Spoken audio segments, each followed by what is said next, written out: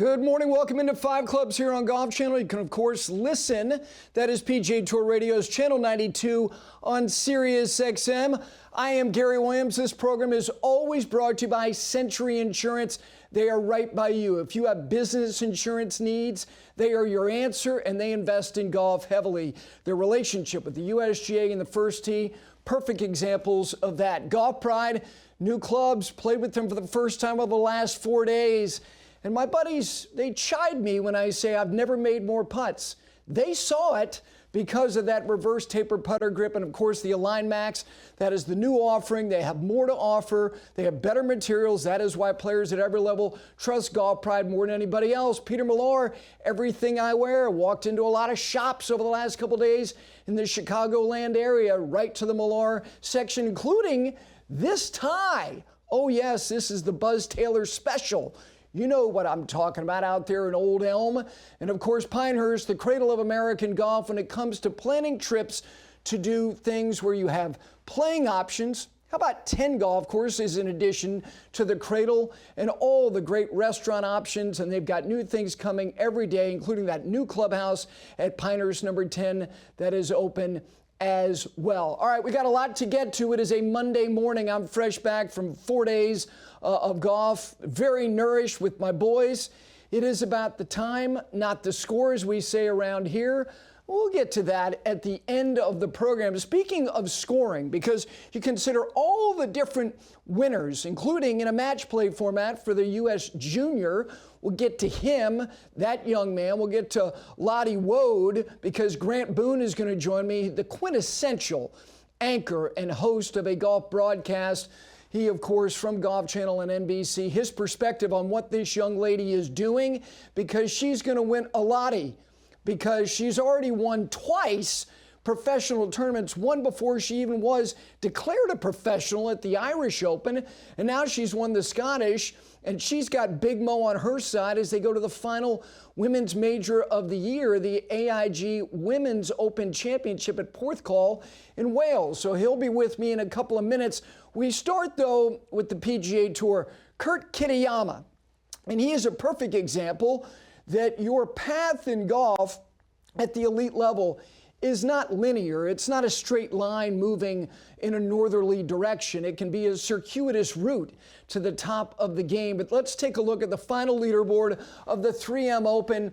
It is Kurt Kitayama. He goes full Michael Jordan, 23 under. He wins by a shot over Sam Stevens, who goes from 44th to 27th in the FedEx Cup standings. Kurt Kitayama, that is completing a Hail Mary. There were a lot of Hail Marys. Remember Tommy Kramer to Ahmad Rashad back in the day? It seemed like they did that weekly back in the 70s, early 80s. He goes from 110 to 53 in the FedEx Cup standings. Matt Wallace goes from 123 to 92, finishing in a tie for third. David Lipsky goes from 115 to 88. David Lipsky was 165th before the John Deere, finished third, and now he's got another third, and he has launched himself inside the top 100, needs another good week to make the playoffs. William Mao from Pepperdine won a golf tournament a couple of weeks ago. He has another good result, tied for seventh, as did Alex Noren. Takumi Kanaya, also in a tie for seventh, and there's that name, Gotterup. Yes, Chris Gotterup expected to join us on the program this week. Another top 10 for him. You got to believe he was on fumes, considering what the last 3 weeks have been like for him at the Scottish and the Open. He honors the commitment. He goes to the 3M. Had a reasonable chance heading into the weekend, and in particular, if he goes super low yesterday, who knows? Didn't necessarily, but another top 10. He is suddenly a found story. But let's get to the guy who won. And let me get back to my point about the fact that this game, if you are good enough and you are determined enough and you are willing to do what is required to get to the top of the food chain, which is the PGA Tour, it is unequivocally and arguably, it is the best tour in the world. Kurt Kitayama has played everywhere. And this is a young man from the same hometown as Aaron Rodgers, Chico, California, went to UNLV, and then began his route, his journey in the game of golf. And that journey took him to the Asian Developmental Tour. and then the Asian Tour, and the Sunshine Tour, and the Canadian Tour, and the Korn Ferry Tour, and the DP World Tour, and eventually to the PGA Tour, where he has now won for the second time. He won the Arnold Palmer Invitational a couple of years ago, which is a monstrous win. Any win is huge, and considering kind of his precarious position as it related to the FedEx Cup standings and where he was in terms of the 100, which is now the benchmark for fully exempt status on the PGA Tour, that's precarious with just a couple of weeks to go. And he heads into the weekend jammed up with what feels like 50 other guys who were within like 5 of the lead, and they've shot good scores, and then he became unhinged on Saturday. And the thing that's most impressive, among the many things that is impressive about somebody who's now validated himself as a winner for the second time on the PGA Tour, and that is something that anybody who's won multiple times will tell you, that winning there is unlike anything, because that is the pursuit, that is the dream. But there is something about the validating of the skin, that first pelt, when you do it a second time, that there's a level of, I don't know necessarily of acceptance. Look, every guy out there knows how damn hard it is to just make a living doing it, let alone to win. But now he's done it for his second time. But here's the part about it, is that he shot 60. There are not a lot of 60s that I can come up with historically. Like, I like to make references to historical sports figures who were that number. You got a 60 on the top of your mind? Chuck Bednarik. I did not see him play. I'm not that old. But he shoots Chuck Bednarik on Saturday, and you're going, not going to be easy to not necessarily shoot that again, but be good enough to cross the line, which he did. So here is somebody who won events in Mauritius and Oman. He has now won for the second time on the PGA Tour. And that, to me, is amplification of what we know as this workforce of the PGA Tour gets smaller. It is just so incredibly challenging, one, to make your way into the FedEx Cup playoffs, which that number has shrunk from what was several years ago, 125, which to me was bloated. That's not representative of a, quote, playoff team or a playoff player. That, to me, was representative of employment, that 125 threshold. But we've now made that number. We've shrunk that number down to 100. That's now a Benjamin at a clean 100, which is, again, more guys are capable than ever. Look at the scores at the Korn Ferry Tour. I mean, I'm watching our guy Cole Hammer, who shot 64 on Friday. He's a couple back going into the weekend, shoots 2 under, gets outside of the draft. He got lapped. So many players can do this. So now here we enter into the final week of the regular season. And I mentioned some of those guys who made these leaps, like David Lipsky. Can you imagine? And again, players play and they believe they're close to being really good again. And that is reflective of someone like Chris Gotterup, who we'll talk a little bit more about at the bottom of the hour, because he is suddenly a story that becomes a big, big story in the month of August. But here we are in Wyndham, the Wyndham Championship just up the road. And you can go to Stamey's Barbecue and get some really quality hush puppies if you want to, if you're in the field this week at the old Greater Greensboro Open. And they've got an identity, and that identity is employment. And it's not only employment, it's the idea that getting into the FedEx Cup playoffs and the bounty of bonus money available to all these players in these 3 events is so significant. I mean, we're talking about the idea of guys who go from, I don't know if I'm going to be fully exempt, to, you know what, honey, that beach house, I think we might be able to pull the trigger. That's how much is going to be on the line here. But what is really on the line last week at the 3M Open, because if you looked at the profile of the players, with the exception of the likes of the Sam Burnses and even Chris Gotterup, a couple of weeks ago, even though he had won a golf tournament at Myrtle Beach last year, you know, look, you want to be in a position where you can make your own schedule. And that is why and we're going to have a little footage showing what the best players in the world have been doing over the last couple weeks. They haven't been playing competitive golf, and many of them are not going to play this week either. But some of them will, because the players between 75 and 70, which is that threshold, 125 used to be the bubble boy. The fractions and the margins that over the course of a season on the PGA Tour that can distinguish you between being fully exempt and, like I said, the guy who looks at his wife and says, yep, we can do that mountain home now, is so finite that over the course of a season, a 6-footer here, a hole out of a wedge there, can be the difference between you going on to what is Memphis. And then in this particular year, in the BMW at Caves Valley. And for people who launch themselves all the way to the Tour Championship, and you may think that the event and the environment is flat, and I would tend to agree with you, but it is not something that I don't take for granted when it comes to how impressive it is for like a Sam Stevens, who right now went from 44th inside the top 30. I will never look at that and go, that is very, very significant. All right, speaking of significant, Lottie Woad.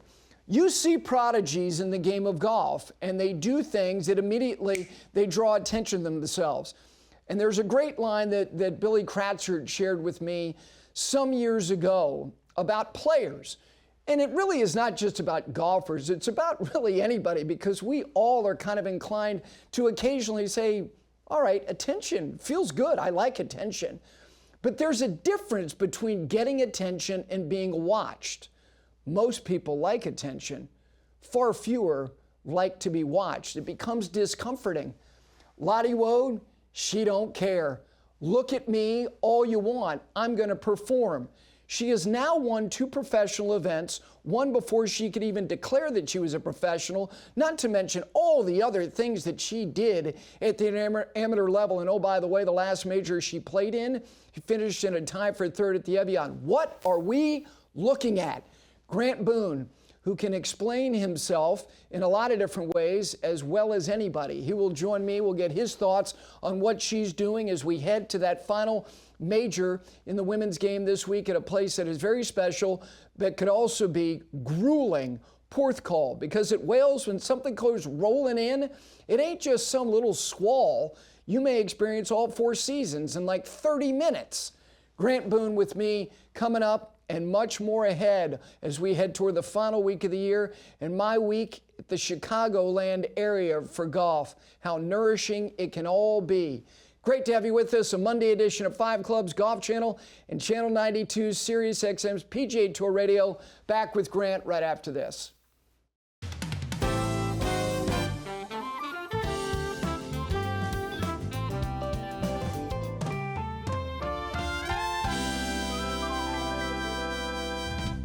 Welcome back into this Monday edition of 5 Clubs here on Golf Channel. Of course, also on Sirius XM's Channel 92, that is PGA Tour Radio. And this segment brought to you by Golf Pride. When it comes to offerings and options through the bag, including that reverse taper putter grip system, nobody has more for you than Golf Pride, trusted by players at every level globally. All right, joining me now, this is somebody who, when it comes to weaving all stories through a golf broadcast, which is not easy, he is elite. And he also has a setting which is elite. He's got a high back chair. He's got leather-bound books. He's got a cup of Joe. I'm sure that it is properly, of course, he's got it all. From Abilene, Texas. Joining me now, he knows the LPGA expertly because you see him weekly. That, of course, Grant Boone. Good morning, my friend.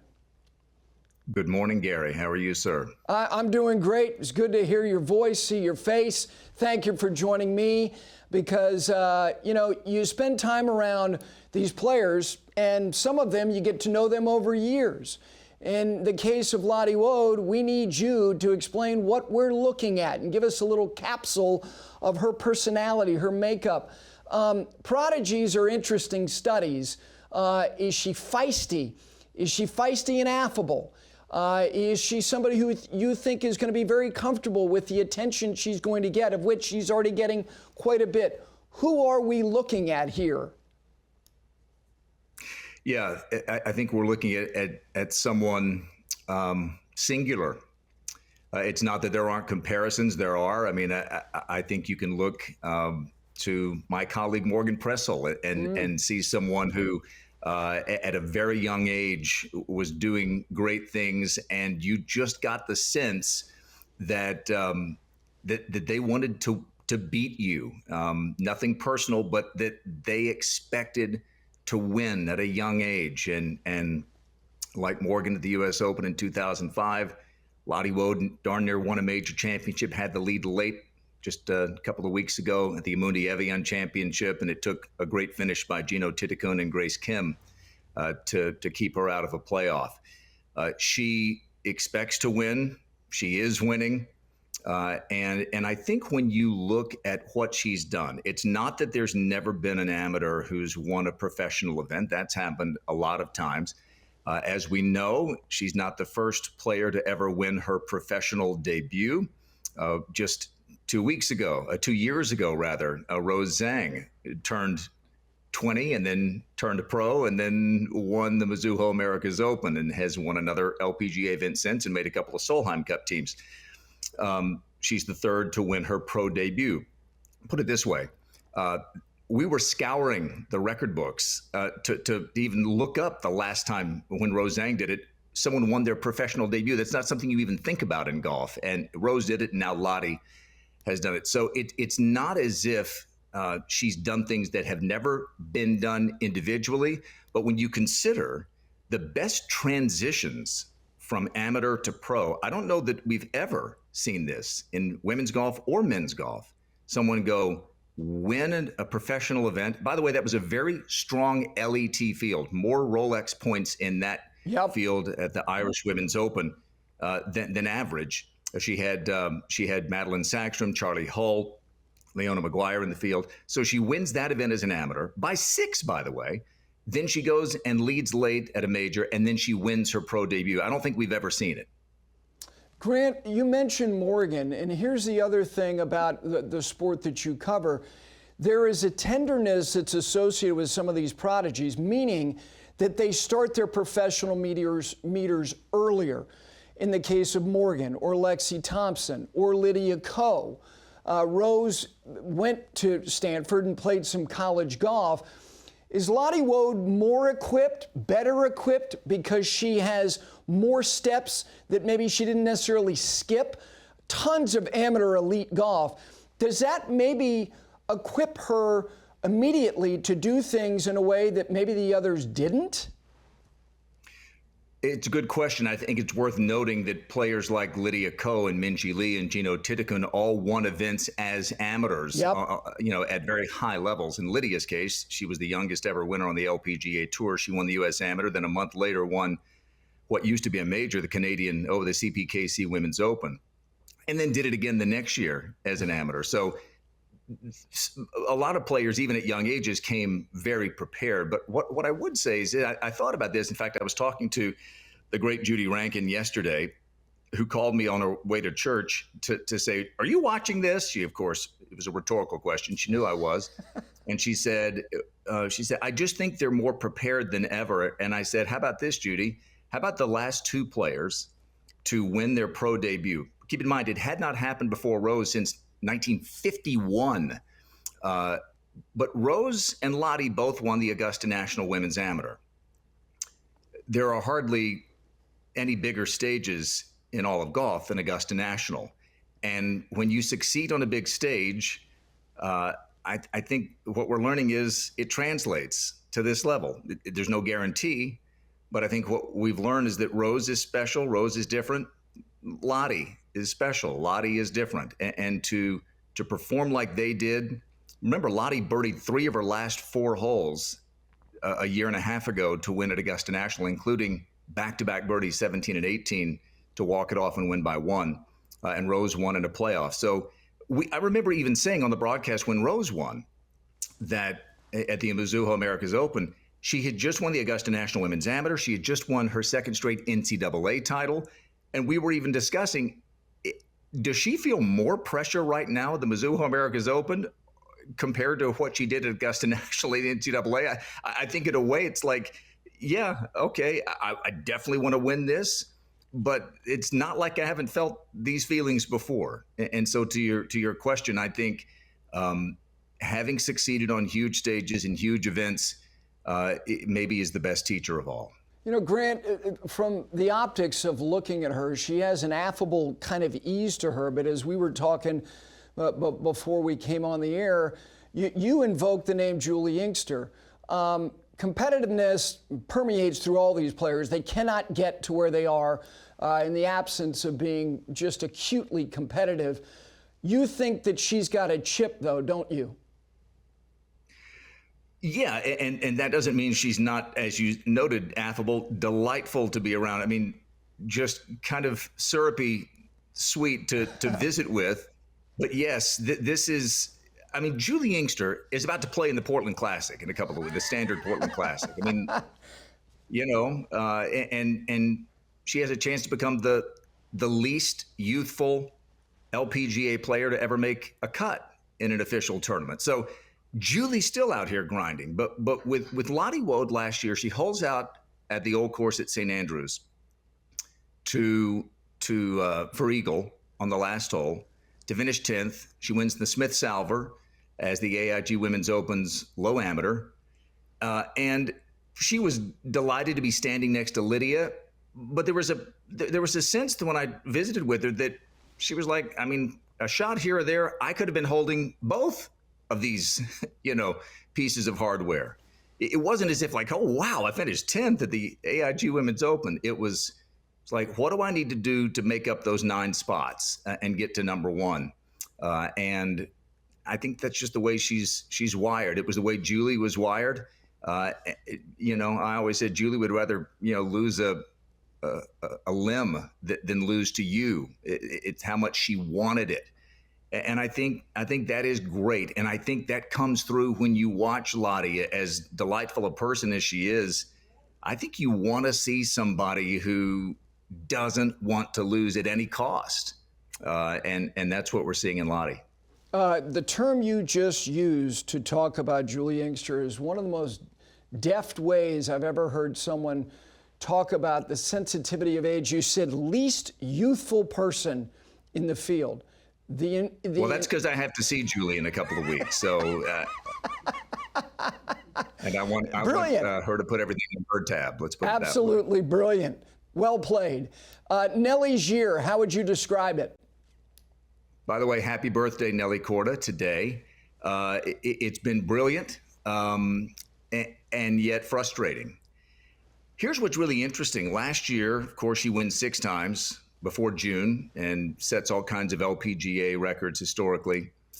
And then she has the weirdest summer you've ever seen. She misses the cut U.S. Women's Open, makes a 10 on her 3rd hole of the tournament. Then she she's one off the lead at Sahalee at the KPMG Women's PGA, then misses the cut with a horrible Friday and then gets bitten by a dog. I mean, just like, literally adding injury to insult. And then she has a so-so Amundi Evian Championship, then gets herself in position right there on the back 9 with the lead to win the AIG Women's Open. Costly double bogey. Comes back, wins at Pelican down in the Tampa area, and 7-win season. Great. This year, her scoring average is better. What's weird is that with the exception of the U.S. Women's Open, she really hasn't been there in the last 2 or 3 holes on a Sunday with a great chance to win. And so I think for Nellie, it's continuing to play well, continuing to find a way to get herself a reasonable shot. I mean, Nellie can do anything. But for her, it's about, giving yourself a reasonable shot to get it done on Sunday afternoon. And I think this is going to be, another week in which Nellie plays well. She just doesn't have bad weeks. She hasn't missed a cut all year. She played well again this last week at the Scottish Open, which she had never played before. And you're going to get into potentially with Porthcawl some nasty weather. And, when the weather gets terrible, give me the person who hits the ball, the most squarely. And there's nobody who does that better than Nellie. Before I let you go, there's a lot of change at the top of these organizations that run golf, that govern golf. LPGA no different. Craig Kessler, what do you think? What does your intuition tell you his priorities are over the next 12 to 18 months? I think a couple of things, and I've enjoyed getting to know Craig. There's no shortage of energy. He's like the Energizer Bunny, and I think he knows there needs to be, a better relationship between the LPGA Tour and all of its partners, including us, including those of us who bring you the coverage week to week over the airwaves. I think he knows there has to be a better presence on the golf course. That's got to happen. When one of the reasons the Premier League, I think, has exploded in the U.S. is that American fans turn their TVs on and they see, tens of thousands of people going crazy. And even if they don't like soccer, they may say, if people are that fired up, maybe I need to watch. And so I think you've got to get people on site, and then I think he's got to build trust with players. And I think he's already, before he ever started July 15th, he had spent those 6 weeks before that working on that, making sure that they are bought in on his vision. I think they are. I think everybody is excited to see what Craig is going to do, but he's got great connections within the industry. And I think he'll need to call on all of those to take the LPGA to the next level. The product is phenomenal. It's never been better. We've had no repeat winners in 2025. You could argue that's because no one's dominant. I would say it's just harder and harder and harder to win. And now here comes Lottie Woad. We just had Mia Hammond win an Epson Tour event. She's a 17-year-old from Ohio, ranked 657th in the WAGR. And she wins an Epson Tour event against 101 pros. The level of golf is just getting better. They come from all over, literally every corner of the globe. And I think Nellie's a great example of that. 7 wins last year and she's not even one of those non-repeat winners this year. It's a great tour, and Craig's job is to make sure people realize how great it is. You see Justin Rose cheering on Lottie Woad. Oh, yeah. You got to get more of that. More people, more athletes saying, I'm watching the LPGA Tour. And to Justin's credit, and certainly his wife as well, they've really supported, they've been advocates for women's golf at the developmental level, not just showing up and being there at the best events. Huge. This is giving pushes to younger players who need it. Last thing, you mentioned it about all of these players capable of winning that have jumped up and won. We have metrics to look at this CME race and also Player of the Year. How many players can win Player of the Year, do you think? Number of events to go. This is the final major, but we're going all the way almost to Thanksgiving. How many? I think a half dozen still have a legit chance. You got Gino Titicun leading it at the moment. But again, Player of the Year, you get 30 points for a win, 60 points at a major. So someone's going to pick up 60, assuming it's an LPGA player, this week. So, then you got a $4 million first prize at the end of the year at the CME Group Tour Championship. I love it. I mean, what Grace Kim did at the Amundi Evian Championship, I think it is, and this would be a fun thing to debate, I think it's the greatest finish in the history of major championship golf, women's, men's, champions, whatever. When you play the last 6 holes and 7 under, you go eagle to force a playoff, chip in birdie out of the water to stay in it, and then eagle to win it. You're just watching, these players push themselves to even higher levels, and I'm here for it. Thank you for starting the day with us, my friend. Great to see you. Great to hear from you. Cheers. Thank you. There is Grant Boone at Abilene, Texas. All right, we're going to take a break. When we continue here, other winners over the week, and he may not have won, but he's winning. He's winning in the minds of people who think he might be on a side. We'll get to those stories as we continue. Bottom of the hour, Monday edition, 5 Clubs here on Golf Channel, and also Channel 92, that is SiriusXM's PGA Tour Radio, back after this.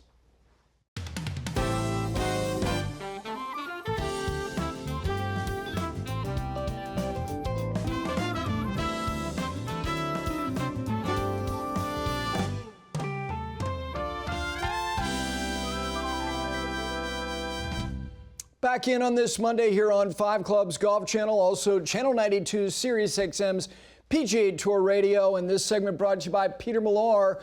Fall is right around the corner. That means that all the things that they've got right now, for the most part, at petermillar.com from the summer line, great savings right now, and all the great items through anything you could possibly need, including this Bingham little sport coat, which is the greatest travel sport coat I've ever owned. Picked up this tie, this Peter Millar tie at Old Elm over the weekend, an homage to a man who was a former USGA president, Buzz Taylor. That was his haunt. Great to be there. Great to always be able to be in Peter Millar. Whatever I need, whatever you need is at petermillar.com. Chris Gotterup. Chris Gotterup, a month ago, nobody was saying much about him, but what Chris Gotterup was doing on the PGA Tour was pretty darn good. It was productive. It was not just him jumping up and winning the Scottish Open and playing alongside Rory and outplaying him at the Renaissance Club. It was the fact that since April 20th, guys missed one cut. And in that time, he's been accruing a number of top 25s. Now, that's not going to get you a lot of attention, naturally. Playing with Rory on a Sunday in Scotland and winning, and then the following week, after not being in the Open Championship field, and then suddenly you're in it, and you don't just show up and kind of, walk around and go, wow, this is really, really neat, and I'll take the weekend off. No, you finish third alone, and now you've launched yourself to this really lofty space in terms of the number that you had going into this week, 23rd in the FedEx Cup standings, which means that he's really deeply embedded, so that his chances of getting all the way to Eastlake and what that can mean for him in exemptions and major championships, not that he necessarily needs it because he won the Scottish Open and he's going to get certain things already. But getting there, as I said at the beginning of the program, is a big, big deal. So he shows up this week and he finishes tied for 10th. And he moves up in the FedEx Cup standings marginally. And he also moved up marginally in the Ryder Cup standings from 23rd to 20th. But I don't think that is representative of where he is in the mind of Keegan Bradley and Keegan Bradley's staff of vice captains. Chris Gotterup is front and center. And here's, like I said last week about these players who were chosen. You can be critical of some guys who are on the team. Of course, that's what we do. You pick teams and you go, he shouldn't be on the team, and this guy should be on the team. But here's the reason why Chris Gotterup's campaign that is built entirely on his production has so much momentum. Stylistically, Chris Gotterup makes perfect sense for Bethpage. The guy makes a bushel full of birdies. And he's got the requisite power in his toolkit to overpower holes. That's why he makes so many birdies. And oh, by the way, it's not just some 3-week run he's on. Chris Gotterup, for the season on the PGA Tour, is 4th in actual scoring average. That's really, really impressive. And look at his final round scoring. Look at what he's done on the day that matters most. He's 6th in final round scoring average, which I promise you means something. There's weightiness to that when it comes to Keegan Bradley. And here is the last thing. He, like someone else that I have mentioned throughout the last year, Luke Clanton, who's transitioning himself. Obviously, Chris Gotterup is playing professional golf here for the last couple of years. But these young guys, some of them have a stench. They have an aroma. They have an odor. And it ain't a bad one. They have a stench of belief, of belonging. And Chris Gotterup, because he's from the great state of New Jersey, feels like he would belong at Bethpage, doesn't he? So Chris Gotterup is not just somebody, if you look at his numbers, and you could fill in the names of other players who may have jumped up and won the Scottish and then finished 3rd at the Open Championship and then backed it up with another top 10 at the 3M. And you would say, yeah, good story, but I'm not feeling it for him when it comes to the Ryder Cup. People are feeling Chris Gotterup. I get it. because I'm feeling the same thing. And I'll say this again, and I'll belabor this as we go forward. Look, Europe may show up with the exact same 12 names, substituting Erasmus for a Nikolai or a Nikolai for Erasmus, and all the other guys were in Rome. For the United States, it could be a lot of guys who've never experienced this before, or maybe haven't in a while, like Harris English. It wasn't that long of a while that he was at Whistling Straits. Rookies are okay usually in this environment. You either respond to this cauldron or you don't. A lot of people think that Gotterup will, as we transition from him to somebody else and in environments, because there are certain environments that distinguish you when it comes to, are you among the very, very best? And that gets us to the curious case of Joaquin Niemann. When Joaquin Niemann left the PGA Tour for LIV, he was on the cusp of what a lot of people believe was going to be him elevating himself to a new status, because he has a very robust toolkit. And now he's won again on LIV, as he did over this weekend. 5 wins in a season anywhere is wildly impressive. And it's undeniable that Joaquin Niemann is among the most talented players in the world. But when you start to be described that way, and I don't think it is a cavalier thing to say, he's among the most talented players in the world. And now he's backing up with results.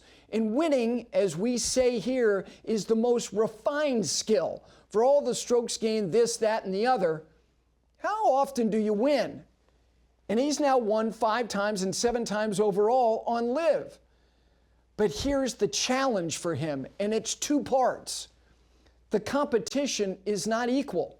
I'm not saying it's apples to kumquats. It's maybe more closer to apples to oranges. But that one round, 54 holes to 72, everybody knows that there's a difference. There just is. And I'm not saying he wouldn't have won 3, 4. Hell, he might have won all 5 of those events this year had they played another round, but the odds are he wouldn't. So that's the one thing that you have to be pragmatic about as you evaluate him and the weightiness, or how much you want to give credit to the wins themselves. They matter. I'm not saying that they don't. But it's one less round to what I think is what championship golf is when the pursuit is undertaken by all these men and women. It's 72 holes. So he's winning a bushel full of 54-hole events. And that's impressive. But how impressive is it? I'm not really sure, because this is new for all of us to try to quantify and give merit to. And here's the other part. Because whether it's Phil Mickelson, and now we have somebody else who is a big name, and his words matter, Jon Rahm. Here are his thoughts on Joaquin Niemann and his status overall in the game of golf. Joaquin is undoubtedly a top 10 player in the world right now. In my mind, I think nowadays in golf, due to various circumstances, I think Joaquin is severely underrated. He's one of the best players in the world, and he keeps proving it. When he comes to his game, he's good at everything, right? And obviously has loads of confidence right now and is taking advantage of that. It's never easy to win, and to do it multiple times, let alone 5 times in a season, is quite impressive. It's quite impressive. I have absolutely no pushback to that at all.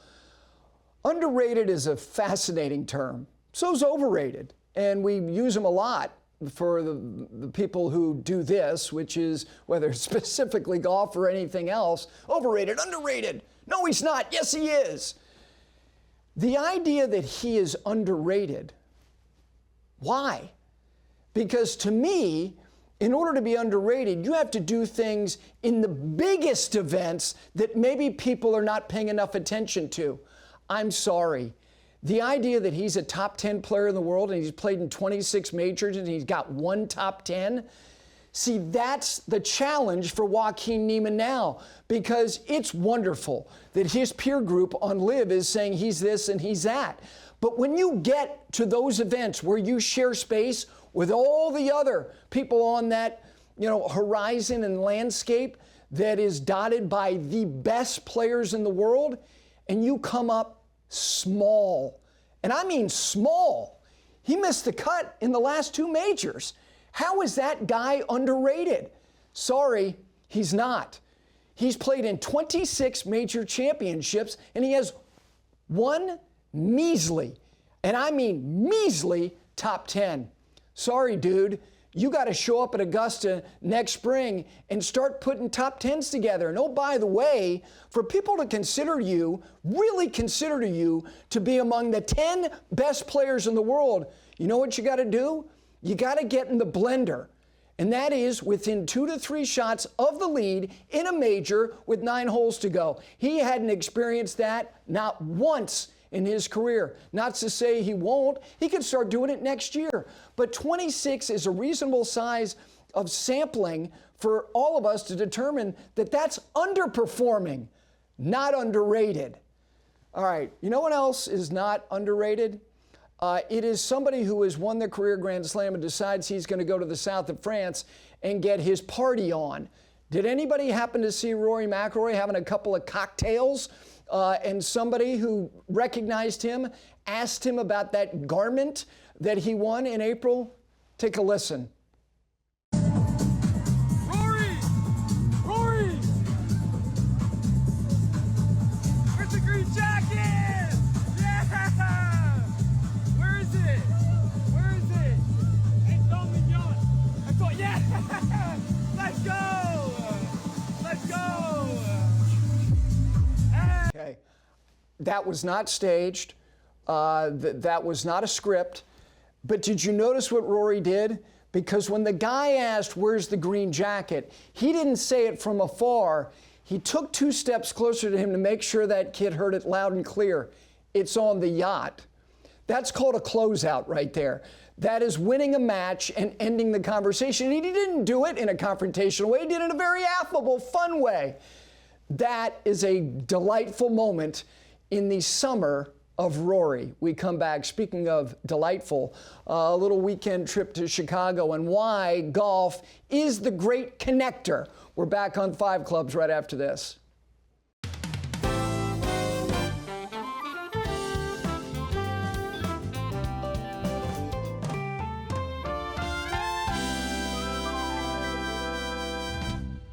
Back in this Monday edition of 5 Clubs, this segment brought to you by Piners. I know the U.S. kids are getting ready to descend on the cradle of American golf when it comes to making a trip and thinking, well, it's going to be a buddy's trip, it's going to be a couple's trip, it's going to be fathers, sons, fathers, daughters, doesn't matter. Whatever it is that you want to carve out and personally curate a trip, Piner has more to offer than anybody else, and they keep adding things. The new clubhouse at number 10, the cottages at number 8. It is the cradle of American golf. It is Piners. Congratulations to Padre Harrington. He becomes one of 5 men to not only win the Open Championship, he now adds the Senior Open Championship. He does it at delightful Sunningdale. So congratulations to him. Also, how about Hamilton Coleman from Augusta, Georgia, the 17-year-old who just won the U.S. Junior. When I think of the name Coleman, now, of course, it's his last name. I think of Coleman, who was the butler in Trading Places to Dan Aykroyd. Tremendous character. Hamilton Coleman, of course he's going to go to Georgia. Why wouldn't he? They just need another elite talent to be a dog. Congratulations to him. He wins the U.S. Junior at Trinity Forest. Now, I mentioned when I was getting away here last Wednesday, I was on my way to Chicago. I have played a modest amount of golf in Chicago and had 4 amazing days, very fortunate with the weather. And, you know, the most important thing that we all have, the most important thing we possess is time, and how do we use it? And I am very fortunate to have some great buddies that I share the game of golf with, Jay Rippatu and Lawrence Epstein and Bill Bunce. And to have 4 days playing the likes of Chicago Golf and Butler National, what a beast that was, and Old Elm, what a charmer. And then Shore Acres up there in Lake Bluff, right on Lake Michigan, and to be hosted by men like John Ply and Greg Cooper and Tony Bones Armour. Let me say this about Bones. He has got a chirping game. It is unrelenting. Bill and I took on Lawrence, Jay, and Tony yesterday. 3-on-2, little 5-ball teed off at 9 a.m. Very few people there. There we are right there. That's the short hole. Seth Rayner gem right there.